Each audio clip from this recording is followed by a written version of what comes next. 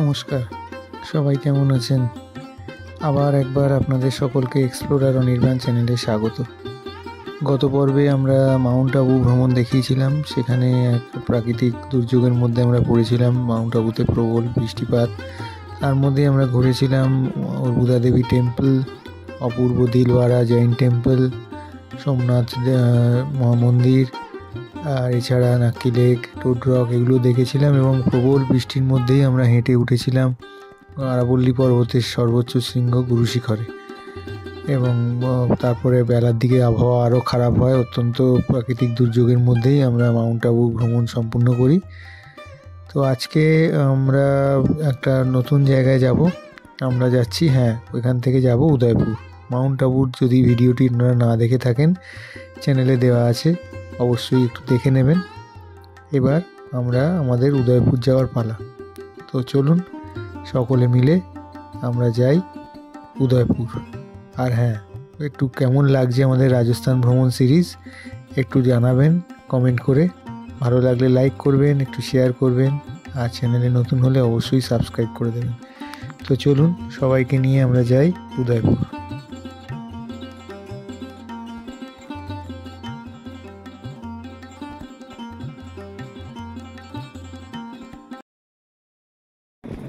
Good morning from Mount Abu.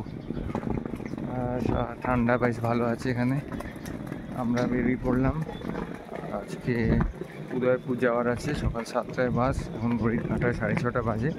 আমরা ছিলাম এই পেছনে যে হোটেল বৃন্দাবন দেখতে পাচ্ছেন, দেখিয়েছি, ওই হোটেলেই ছিলাম। বাস স্ট্যান্ডের একদম সামনেই, জাস্ট এই রাস্তাটুকু খালি এগিয়ে গেলেই বাস স্ট্যান্ড। তো সেখান থেকে বাস ধরবো।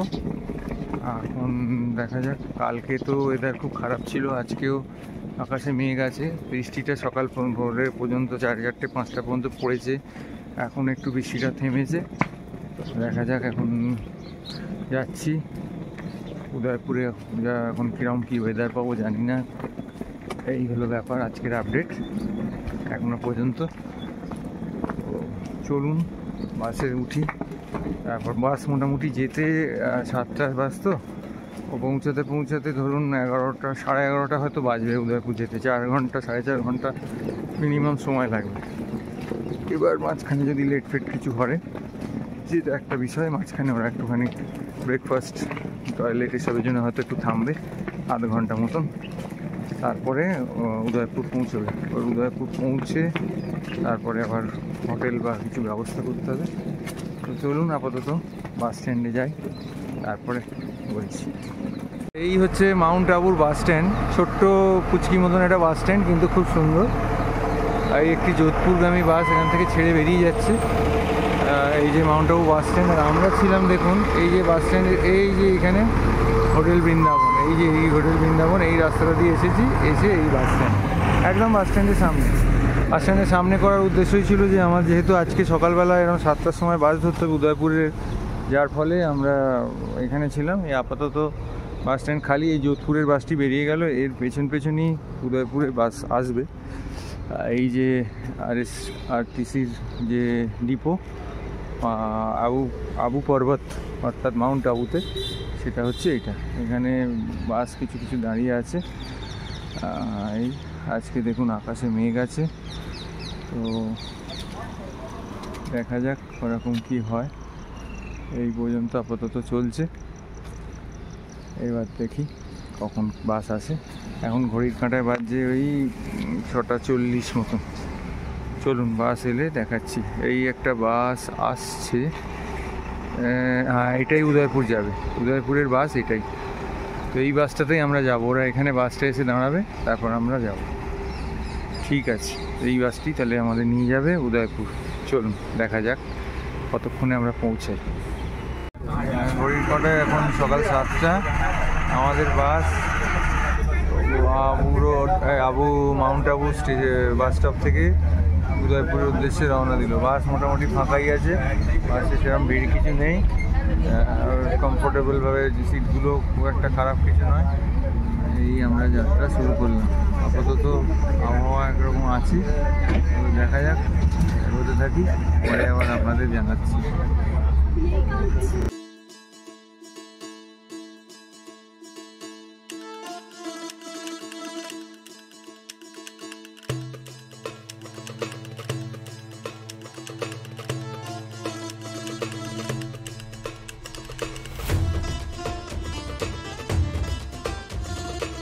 এই যে রামচন্দ্রজি মাহেশ্বরী ধর্মশালা, এই ধর্মশালাতেই উদয়পুরে আমরা আছি। হোটেলের মতোই, কত বড় বিল্ডিং দেখুন, এবং কম খরচে, পরিষ্কার পরিচ্ছন্ন, খুব সুন্দর একটি জায়গা। এটা একদমই উদয়পুর বাস স্ট্যান্ড, যেটা বাস স্ট্যান্ডের একদম কাছেই। এখানে আমরা বাসে করে এসে উঠেছি। রামচন্দ্রজি মাহেশ্বরী ধর্মশালা। আমরা উদয়পুর ধর্মশালার সামনে থেকে একটা অটো করে নিলাম। অটো নিয়ে আপাতত আমরা যাচ্ছি এখন জগদীশ টেম্পলের দিকে। চলুন যাই। এখানের ওয়েদারও কিন্তু, আকাশে দেখুন মেঘ আছে যথেষ্ট, এখনও পর্যন্ত বৃষ্টি সম্ভব হয়নি।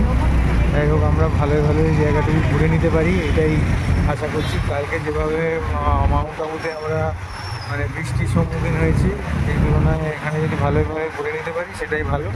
দেখা যাক, এখনও পর্যন্ত ঠিকঠাকই আছে। চলুন আমরা যাচ্ছি এখন জগদীশ টেম্পল।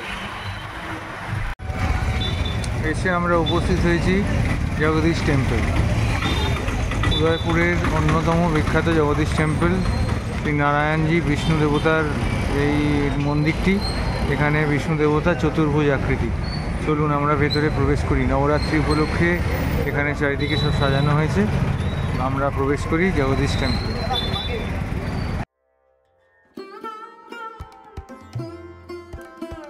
জগদীশ মন্দির উদয়পুরের সিটি প্যালেসের একদম কাছেই অবস্থিত। 1651 সাল থেকে নিরন্তর পূজা হয়ে আসছে এই মন্দিরটিতে। এটি একটি উঁচু ছাদের উপর নির্মিত। 1651 সালে এটি প্রতিষ্ঠা করা হয়েছিল, সম্পন্ন হয়েছিল। এটি একটি দোতলা বিশিষ্ট একটা মণ্ডপ বা হল জাতীয়। আর মণ্ডপের পিরামিড আকৃতির যে ছাদ আছে আর একটি তলা আছে, সেখানে গর্ভগৃহের উপর ফাঁকা চূড়ায় আরও দুটি অকার্যকর কাজ হয় না সেরকম তলা রয়েছে। মূল মন্দিরে পৌঁছানোর জন্য একজনকে 32টি মার্বেলের সিঁড়ি বেয়ে উপরে উঠতে হবে, যার শেষে গরুড়ের একটি পিতলের মূর্তি রয়েছে, যা ভগবান বিষ্ণুর বাহন। জগদীশ মন্দির হিন্দু আইকনোগ্রাফির সবচেয়ে সুন্দর উদাহরণ।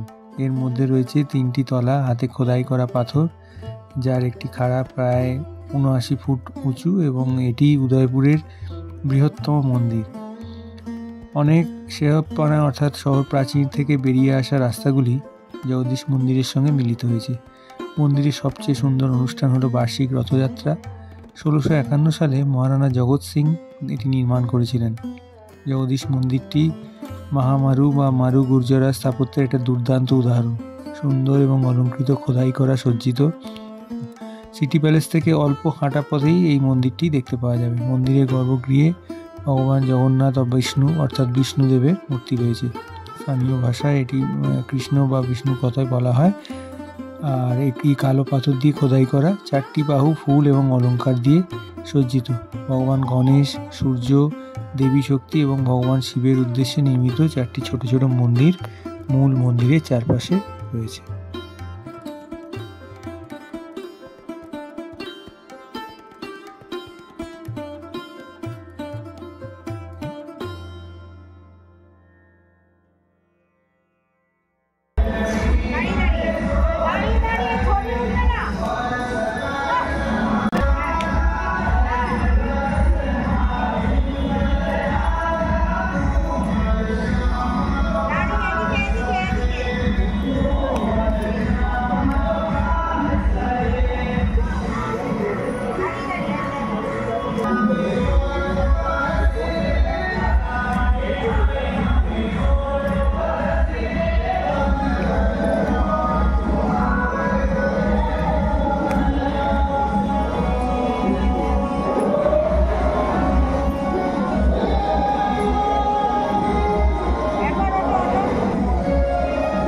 এইখানে আমরা জগদীশ টেম্পল, এই যে দেখলাম জগদীশ টেম্পল, এই দিকে রাস্তাটা চলে যাচ্ছে সিটি প্যালেসের দিকে।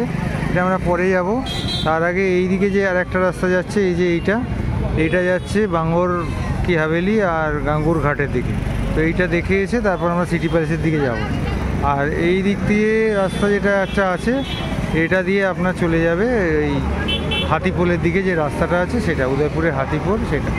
তো চলুন আগে এখন বাঙ্গর কি হাভেলি আর গাঙ্গর ঘাট দেখে আসি, তারপরে সিটি প্যালেস যাব। চলুন, এই রাস্তা দিয়ে আমাদের যেতে হবে।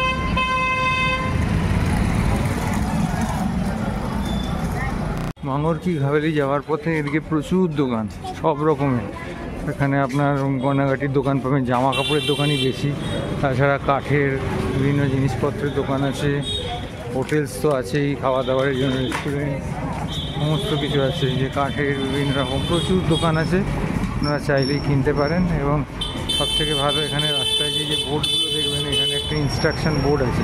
এইদিকে গাঙ্গোর ঘাট বাঙ্গর কি হাভেলি লেখা আছে, এইদিকে সোজা গেলে ওই আরও অন্যান্য যে জিনিসগুলো সেগুলো সমস্ত এগুলো লেখা আছে। সুতরাং অসুবিধা কিছু নেই। এখানে যে ওই হোটেল বুক করে গাড়ি বুক করে আসতে হবে, দিয়ে এত এত টাকা দেবেন, সেটা মানে কোনো প্রয়োজনই নেই। দেখুন আমরা এসে গেলাম, একটুখানি হেঁটে গেলেই আমরা এসে গেলাম প্রায়।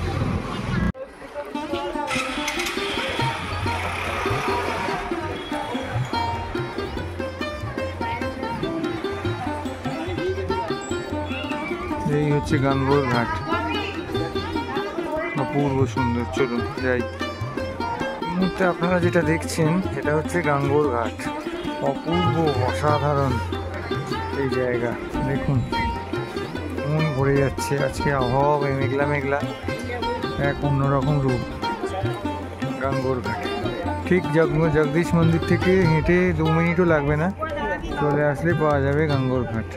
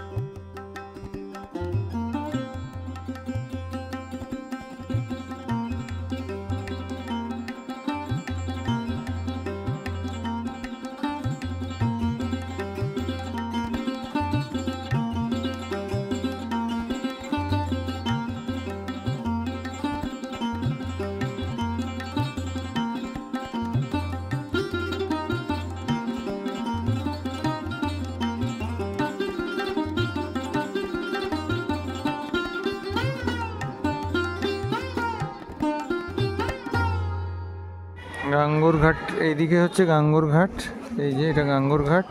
আর গাঙ্গোর ঘাটের ঠিক পাশেই রয়েছে বাঙ্গর কি হাভেলি। এখানে রাত্রি সন্ধেবেলা একটা লাইট অ্যান্ড সাউন্ড প্রোগ্রাম হয়, সেখানে ভারতীয়দের জন্য 125 টাকা করে টিকিট, ফরেনারদের 250 টাকা, চাইল্ডদের 75 টাকা, আর ক্যামেরা মোবাইল চার্জ হলে 125 টাকা। 7টা থেকে 8টা শোটা হয়, সেটা দেখতে পারেন, খুব ভালো লাগবে। আর এছাড়া এমনি নর্মাল টাইমে এলে এখানে আপনি ওই এমনি মিউজিয়ামটা দেখতে পারেন। এই যে মিউজিয়ামের দিকে, মিউজিয়ামে এন্ট্রি টিকিট অ্যাডাল্টদের ক্ষেত্রে মানে ইন্ডিয়ান অ্যাডাল্ট 60 টাকা, আর আমাদের বাচ্চাদের 5 বছর থেকে 12 বছর পর্যন্ত 40 টাকা করে হয়। এছাড়া ফরেনারদের জন্য 150 টাকা করে আছে। তো এই হচ্ছে বাঙ্গর কি হাভেলি, আর ক্যামেরা চার্জ আলাদা আছে। তো চলুন ভেতরে এমনি দেখে আসি। এই চলুন।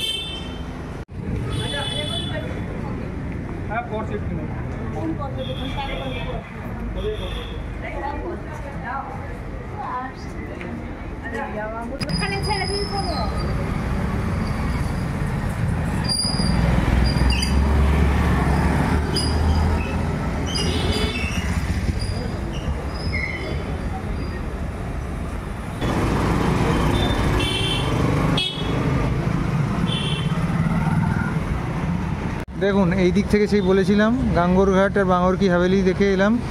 এই দিক থেকে এসে এবারে এই যে জংশন পয়েন্ট এলো, এই যে 4 মাথার মোড় একটা চৌরাহা বলে ওরা যেটা, এইখান থেকে দেখুন এই যে বাঁদিকে দেখুন জগদীশ টেম্পল দেখিয়েছিলাম আপনাদের। এই জগদীশ টেম্পলের এবার ওই সামনে দিয়ে যে রাস্তাটা ওইদিকে যাচ্ছে, ওইটা ধরে যাব হচ্ছে সিটি প্যালেসে। আচ্ছা এখানে একটা কথা বলে রাখি, এখানে হচ্ছে যদি আপনি প্রথমেই অটো বুক করেন বা কিছু করেন, ওরা কিন্তু প্রচুর টাকা উদয়পুরে চার্জ করে। উদয়পুর এমনিতে কস্টলি শহর, এবং এখানে ওই লোকাল ট্রান্সপোর্ট বাস সেইরকমভাবে পাওয়া যায় না, অটোতে আসতে হবে, প্রচুর চার্জ করবে। সেক্ষেত্রে দুটো জিনিস করতে পারেন, এক আপনি ভেঙে ভেঙে একটা স্পট হিসেবে আসতে পারেন, তাতেও একটু বেশি পড়বে, অথবা 2 র্যাপিডো ইউজ করে, র্যাপিডো ওলা উবেরের যে অটো সেগুলো ইউজ করে কিন্তু আপনি আসতে পারেন, তাতে কস্টিংটা কম পড়বে। আমি যেখানে আছি যে ধর্মশালা, সেখান থেকে আমরা 3 জন এসেছি র্যাপিডোর মাধ্যমে, 90 টাকা পড়েছে এই জগদীশ টেম্পল আসার জন্য। কিন্তু একটা অটো যদি বুক করে শুধু জগদীশ টেম্পলে আসতে চান, সেক্ষেত্রে অটো আপনার কাছে 200-250 টাকার কম কিছুতেই আসবে না। ঠিক আছে, তাহলে চলুন এবার এখান থেকে বাঙ্গরকি হাভেলি বা গাঙ্গর ঘাট এগুলো যদি বুকিং করে, অটো কিন্তু তার উপর চার্জ নিয়ে যাবে, যেটা আপনার এখান থেকে শুধুমাত্র 2 মিনিটও নয় হাঁটা পথ। আর সিটি প্যালেসও এখান থেকে হাঁটা পথ, আমরা হেঁটেই যাচ্ছি। সেটাও ওরা দেখানোর জন্য চার্জ নিয়ে হয়তো 1500 টাকা একটা অটো চার্জ নিয়ে নেবে। সেক্ষেত্রে আপনি হয়তো, আমি ফেরার সময় বলবো কত কি অটো পড়লো, এখানে আসতে ধরুন 90 টাকা, আর সিটি প্যালেস থেকে যেতে হয়তো কত কি লাগবে টোটাল সেইটাতে। এবং অটোতে আপনি মিনিমাম 3 জন করে বসতে পারছেন, 3 জন থেকে 4 জন, একটা ছোটো সিট করাও থাকে, 4 জনও বসতে পারেন। তাহলে আপনার সেটা এবার কস্টিংটা হিসেব করুন, যে যদি 3 জন 4 জনের ফ্যামিলি নিয়ে আসেন, তাহলে সেক্ষেত্রে আপনার 1500 টাকার বদলে আপনি মাত্র মানে 200-300 টাকা কি 400 টাকার মধ্যে, 300 টাকার মধ্যেই ধরুন, আমি ফেরারটাও ধরছি মোটামুটি ওই রকমই লাগবে, সেইটার মধ্যে আপনি কিভাবে মানে পুরো এই সিটি ট্যুরটাকে উদয়পুরে কমপ্লিট করতে পারেন। সুতরাং সস্তায় করতে চাইলে রাজস্থানও সস্তায় সম্ভব। রাজস্থান খুব কস্টলি, সকলের মুখে শুনবে রাজস্থান কস্টলি কস্টলি কস্টলি, কিন্তু রাজস্থানও সম্ভব। ঠিক আছে, চলুন এগিয়ে চলুন, সিটি প্যালেসের দিকে আমরা এগিয়ে যাই। এই যে দেখুন, আমরা 2 মিনিটও হাঁটতে হলো না, এসে প্রবেশ করছি সিটি প্যালেসে। এখানে এন্ট্রি টিকিট কাটতে হবে, বয়স্কদের 400 টাকা করে, এই সকল আর কি অ্যাডাল্টে 400 টাকা করে, আর সিনিয়র সিটিজেন হলে 250 টাকা, আর বাচ্চাদের 5 বছর পর্যন্ত ফ্রি, 5 বছরের ওপর হলে 150 টাকা করে। মেবারের রাজা রানা প্রতাপদের যে উদয়পুরের সিটি প্যালেস, এটা বড়িপোল গেট দিয়ে আমরা ঢুকছি।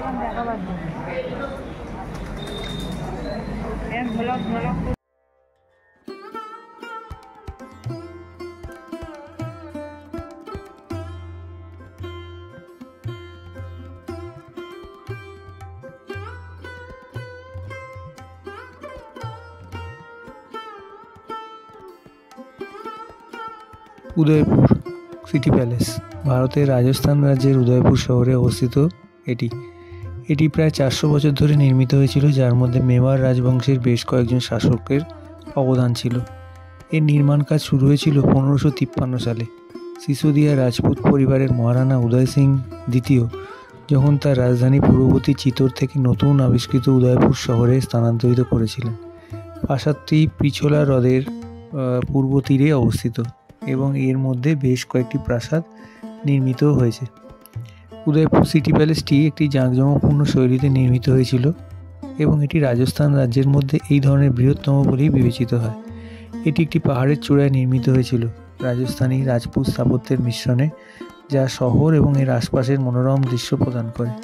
পিছোলা লেককে উপেক্ষা করে লেক প্যালেস, জগমন্দির, জগদীশ মন্দির, মনসুন প্যালেস এবং নিমাচ মাতা মন্দিরের মতন বেশ কয়েকটি ঐতিহাসিক স্মৃতিস্তম্ভ প্রাসাদ কমপ্লেক্সের আশেপাশেই অবস্থিত।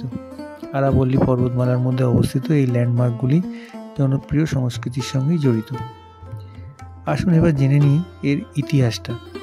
উদয়পুর শহর প্রতিষ্ঠার সাথে সাথে মহারানা দ্বিতীয় উদয় সিং তার উত্তরসূরি মহারানারা পরবর্তী 400 বছর ধরে নগর প্রাসাদটি নির্মাণ করেছিলেন।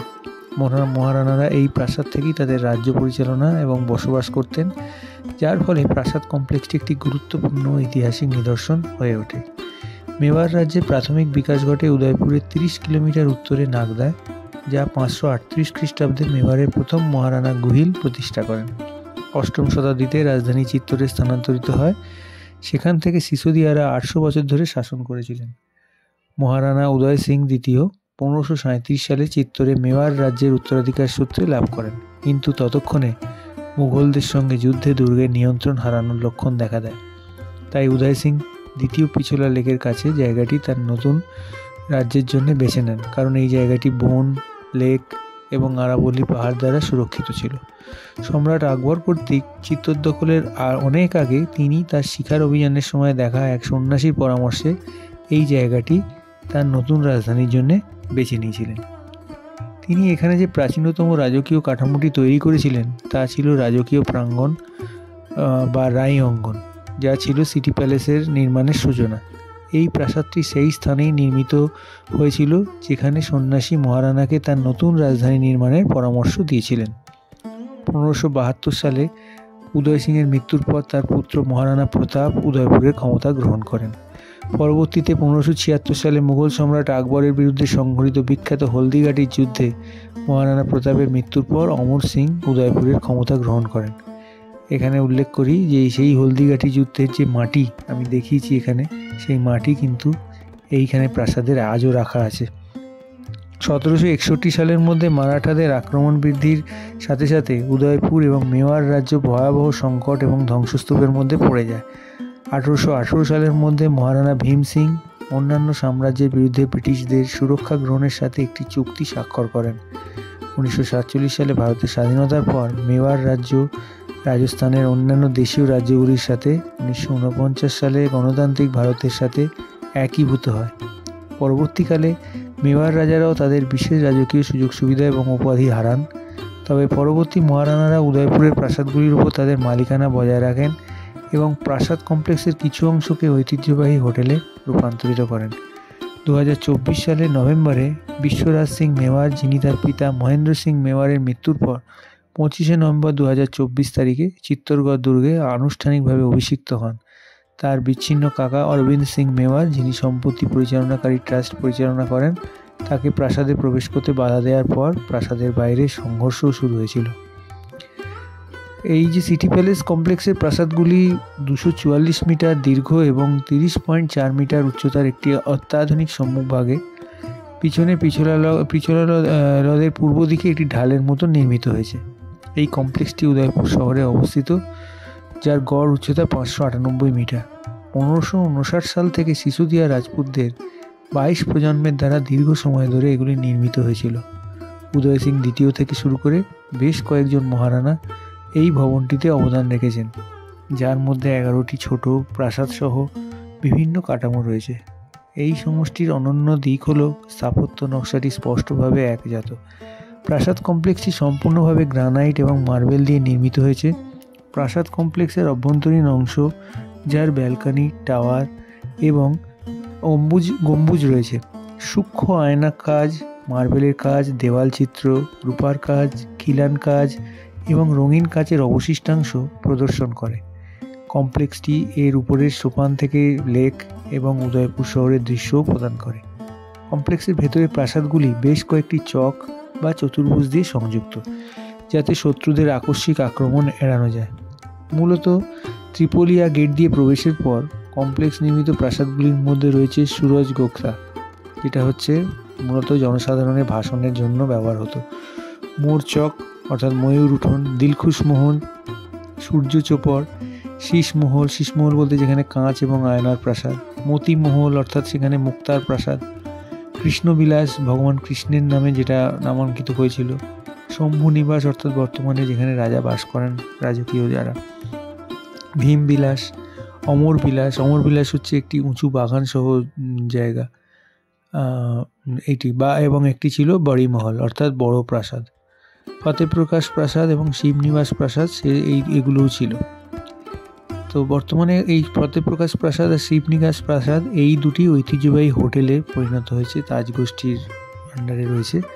কমপ্লেক্সটি একটি ডাকঘর, ব্যাংক, ভ্রমণ সংস্থা, অসংখ্য কারুকার্য দোকান, বিশ্ব বন্য তহবিল মানে WWF যেটা, তার অন্তর্গত ভারতীয় বুটিকের সুবিধাও রয়েছে।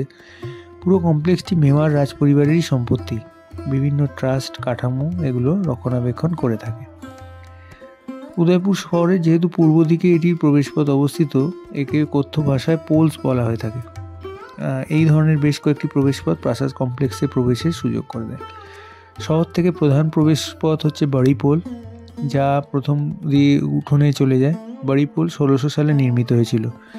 সেখান থেকে রাস্তাটি ত্রিপোলিয়া পোলে যায়, যা 1725 সালে নির্মিত হয়। ত্রিপোলিয়া কেন নাম? না, ত্রিখিলানযুক্ত গেট যা উত্তর দিকে প্রবেশপথ উন্মুক্ত করে। এই গেট এবং প্রাসাদের মধ্যবর্তী রাস্তাটি কারিগর, বুক বাইন্ডার, ক্ষুদ্র চিত্রশিল্পী, টেক্সটাইল ব্যবসায়ী এনাদের মালিকানাধীন দোকান দিয়ে সারিবদ্ধ। এই দুটি গেটের মধ্যে 8টি মার্বেল খিলান তৈরি করা হয়েছে। বলা হয় যে এখানে মহারানাদের সোনা ও রূপা দিয়ে ওজন করা হতো, যা পরে স্থানীয় লোকেদের মধ্যে বিতরণ করা হতো। ত্রিপোলিয়া গেটের পরে তোরণপোল এবং সম্মুখ প্রাসাদের সামনে একটি আখড়া রয়েছে, মানস চক, যেখানে যুদ্ধ অভিযান শুরু করার আগে তাদের দক্ষতা পরীক্ষা করার জন্য অতীতে হাতির লড়াই অনুষ্ঠিত হতো। গণেশ দেওদির বারান্দা থেকে ছোট একটি দরজা দিয়ে নগর প্রাসাদের মূল ব্লকে প্রবেশ করা যায়। দরজাটি চারপাশে সাদা রঙের দেওয়াল রয়েছে, যা ঐতিহ্যবাহী রাজপুত শৈলীতে যুদ্ধে প্রাণীদের দ্বারা উজ্জ্বলভাবে আঁকা। প্রবেশপথে একটি বড় পাথর রয়েছে যেখানে হাতিদের বেঁধে রাখা হতো। এই হাতি পার্কিং এখন গাড়ি পার্কিংয়ে পরিণত হয়েছে। বাড়িপোলের প্রবেশপথের পিছনে একটি বিশাল প্রাচীর রয়েছে, যা হাতির লড়াইয়ের জন্য ছিল। যে হাতিটি প্রথমে দেয়াল স্পর্শ করবে তাকে দুর্বল হাতি হিসেবে বিবেচনা করা হতো। এই লড়াইয়ে উভয় হাতি একে অপরকে টেনে তুলবে। অমরবিলাস হচ্ছে কমপ্লেক্সের ভেতরে সবচেয়ে উঁচু প্রাঙ্গণ, যা একটি উঁচু বাগান। এটি বাড়িমহলে প্রবেশে প্রথম পথ প্রদান করে। এটি মুঘল রীতিতে একটি আনন্দ মণ্ডপ হিসেবে নির্মিত হয়েছিল। এতে একটি বর্গাকার মার্বেল টপ ঘেরা খাঁজকাটা তোরণ রয়েছে। অমরবিলাস হলো সিটি প্যালেসের সর্বোচ্চ বিন্দু এবং এতে ঝর্ণা, টাওয়ার, সোপান সহ চমৎকার ঝুলন্ত উদ্যান রয়েছে। বাড়িমহল, যা গার্ডেন প্যালেস নামে পরিচিত, এটি প্রাসাদের বাকি অংশের ঠিক পাশেই 27 মিটার উঁচু প্রাকৃতিক পাথরের উপর অবস্থিত কেন্দ্রীয় প্রাসাদ। চারপাশের ভবনগুলি উচ্চতার পার্থক্যের কারণে নিচতলার কক্ষগুলি চতুর্থ তলার সমান বলে মনে করা হয়। এখানে সুইমিং পুল রয়েছে, যা তখন হোলি উৎসব উদযাপনের জন্য ব্যবহৃত হতো। সংলগ্ন হলটিতে 1800 এবং 1900 শতাব্দীর ক্ষুদ্র চিত্রকর্ম প্রদর্শিত হয়। এছাড়া জগমন্দিরের দেওয়াল চিত্র, জগদীশ মন্দিরের বিষ্ণু হাতির লড়াইয়ের দৃশ্য, এগুলোও চিত্রিত করা আছে। ভীমবিলাসের একটি গ্যালারি আছে যেখানে রাধাকৃষ্ণের বাস্তব জীবনের গল্পগুলি চিত্রিত করে রাখা হয়েছে। চিনি চিত্রশালা অ্যাকচুয়ালি চীনা শিল্পস্থান। চীনা এবং ডাচ অলঙ্কারশালার টাইলস চিত্রিত করে রাখা আছে। ছোট চিত্রশালী, 19 শতকের গোড়ার দিকে নির্মিত ছোট চিত্রশালী বা রেসিডেন্ট অব লিটল পিকচার্সে ময়ূরের ছবিও রয়েছে। দিলখুশা মহল বলতে জয়ের প্রাসাদ, 1620 সালে এটি নির্মাণ করা হয়েছিল। দরবার হল, 1909 সালে ফতেপ্রসাদ প্রাসাদের ভেতরে দরবার হল তৈরি করা হয়েছিল, যেখানে রাষ্ট্রীয় ভোজ এবং সভার মতন সরকারি অনুষ্ঠানের স্থান ছিল। রাজপরিবারের যারা ছিলেন আর কি, মহিলারা বিশেষত, তারা দরবারের কার্যক্রম পর্যবেক্ষণের জন্য হলের গ্যালারি ব্যবহার করতেন। এই হলের অভ্যন্তরে বিশাল ঝাড়বাতি রয়েছে। মহারানাদের অস্ত্র এবং তাদের প্রতিকৃতি এখানে চিত্রিত করা হয়েছে। এই হলের ভিত্তিপ্রস্তর 1909 সালে মহারানা ফতেহ সিংয়ের শাসন আমলে ভারতের ভাইসরয় লর্ড মিন্টো স্থাপন করেছিলেন এবং তখন এটিকে মিন্টো বলা হতো। ফতেপ্রকাশ প্যালেস যেটি, তা বর্তমানে একটি বিলাসবহুল হোটেল। এখানে একটি স্ফটিক গ্যালারি রয়েছে। এখানে স্ফটিক chair, dressing table, sofa table, chair, বিছানা, ক্রোকারিজ, টেবিল, ফোয়ারা, যা কখনো ব্যবহৃত হয়নি, সবই রয়েছে। এখানে একটি রত্নখচিত কার্পেটও আছে। মহারানা সজ্জন সিং 1877 সালে লন্ডন থেকে যে বিরল জিনিসপত্র অর্ডার করেছিলেন, সেগুলো এখানে পৌঁছানোর আগেই তিনি মারা যান। বলা হয় যে এই স্ফটিকগুলি ধারণকারী প্যাকেজগুলি 110 বছর ধরে খোলা ছিল না। কৃষ্ণবিলাস হলো আরেকটি কক্ষ, যেখানে মহারানাদের রাজকীয় শোভাযাত্রা, উৎসব, খেলাধুলো চিত্রিত ক্ষুদ্রাকৃতি চিত্রকর্মের সমৃদ্ধ সংগ্রহ রয়েছে। লক্ষ্মীবিলাস চক হলো একটি আর্ট গ্যালারি, যেখানে মেওয়ার চিত্রকলার এক অনন্য সংগ্রহ রয়েছে। এছাড়া মানক চক থেকে আসা মানক মহলটি মেওয়ার শাসকদের আনুষ্ঠানিক দর্শনার্থীদের জন্য একটি ঘেরা জায়গা। এর একটি উঁচু অ্যালকোভ রয়েছে, যা সম্পূর্ণরূপে আয়না কাঁচে খোদাই করা।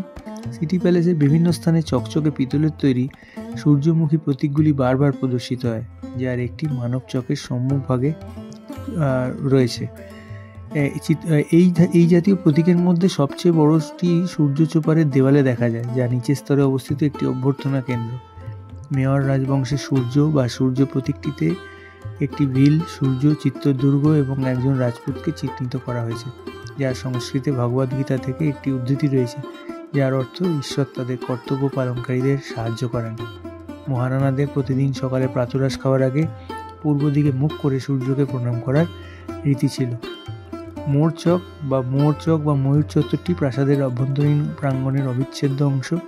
এই কক্ষের বিস্তৃত নকশায় 3টি ময়ূর রয়েছে, যা রঙিন কাঁচের মোজাইক দিয়ে মুখোশযুক্ত প্রাচীর এলাকা। এগুলি মহারানা সজ্জন সিংয়ের রাজত্বকালে প্রাসাদটিতে প্রতিষ্ঠিত হওয়ার 200 বছর পর নির্মিত হয়েছিল। ময়ূরগুলি 5000 কাচের টুকরো দিয়ে তৈরি করা হয়েছে, যা সবুজ, সোনালী এবং নীল রঙে জ্বলজ্বল করে। রংভবনের যে প্রাসাদ, সেখানে রাজকীয় ধনসম্পদ রাখা হতো। ভগবান কৃষ্ণ, মীরাবাই এবং শিবের মন্দির রয়েছে। শীষমহল সম্ভবত মহারানা দ্বিতীয় উদয় সিংহের রাজত্বকালে নির্মিত হয়েছিল, যিনি 1559 সালে উদয়পুর প্রতিষ্ঠা করেছিলেন। পরবর্তী শতাব্দীর পর ধারাবাহিকভাবে এটি উন্নীত করা হয়েছে। 1974 সালে নগর প্রাসাদের সিটি প্যালেসের একটি অংশ, জেনানা মহল, যেটি মহিলাদের কক্ষ বা চেম্বার হিসেবে ব্যবহার হতো, সেটি জাদুঘরে রূপান্তরিত করা হয়। সুতরাং উদয়পুরের সিটি প্যালেস বলে শেষ করা যাবে না। এত সুন্দর এবং অপূর্ব তার ইতিহাস, তার কারুকার্য, যে এক কথায় মনোমুগ্ধ হয়ে দেখতে হয়। আপনাদের কাছে অনুরোধ থাকবে, রাজস্থান আসুন, এলে অন্তত উদয়পুর আসুন, এসে উদয়পুরের সিটি প্যালেসটি একবার দেখুন। এখান থেকে চোখ সরাতে পারবেন না। এই ইতিহাস জানলে আপনাদের এখান থেকে একটুও যেতে ইচ্ছে করবে না। এতটাই সুন্দর, এতটাই অপূর্ব এই মহারানাদের কীর্তি।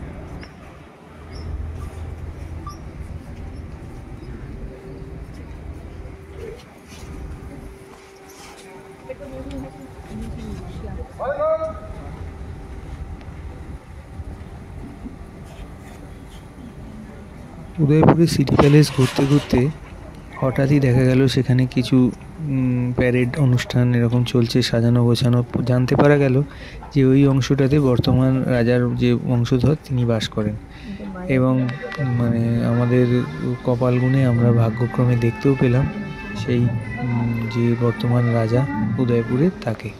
তো চলুন আপনাদের জন্য তার একটুখানি ঝলক।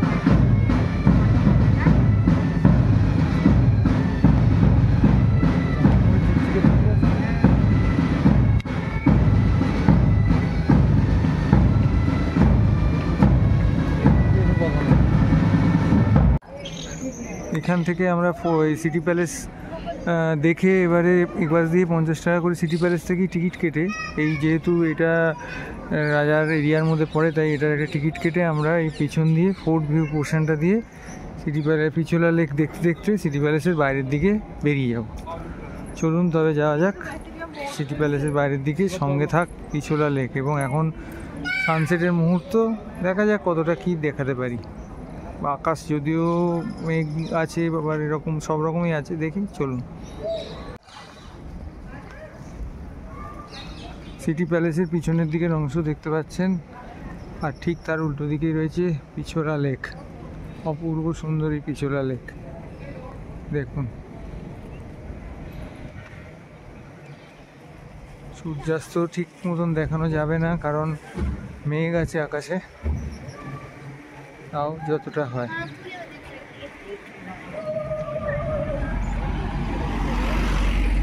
বর্তমান রাজা এই অংশে থাকেন।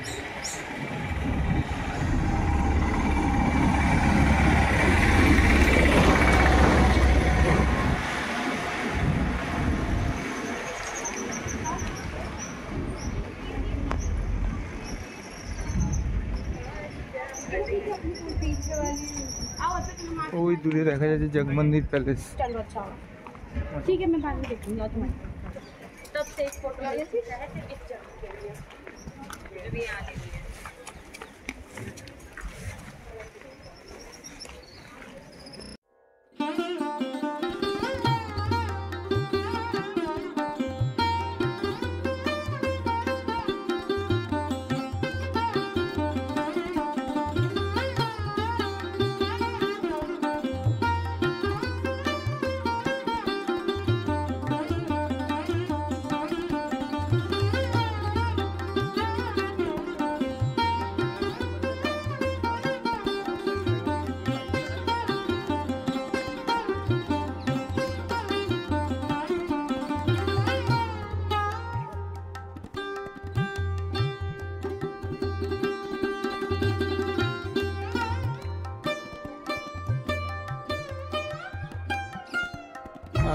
অবশেষে সারাদিনের উদয়পুর ভ্রমণ শেষ হলো। যাই হোক, আবহাওয়া অতটা গণ্ডগোল হয়নি, বৃষ্টি কয়েক ফোঁটা এসেও তারপর মোটামুটি ঠিকই ছিল, ভালোভাবে ঘোরা হলো।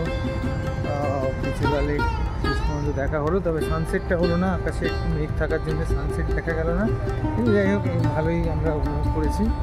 তো যাই হোক, এবার পড়ন্ত বিকেলে ফিরে যাওয়ার পালা। তো কেমন লাগলো এই উদয়পুর ভ্রমণ অবশ্যই জানাবেন। ভালো লাগলে একটু লাইক শেয়ার করে দেবেন, আর একটু চ্যানেলে নতুন হলে সাবস্ক্রাইব করবেন। সঙ্গে থাকবেন, দেখতে থাকুন, পাশে থাকুন। আবার আমরা এরপর উদয়পুর থেকে যাবো অন্য একটি জায়গায়, দেখতে থাকুন কোথায় যাই, দেখাবো অবশ্যই। ঠিক আছে, সবাই ভালো থাকবেন, সুস্থ থাকবেন, দেখা হচ্ছে খুব তাড়াতাড়ি। অনেক অনেক ধন্যবাদ।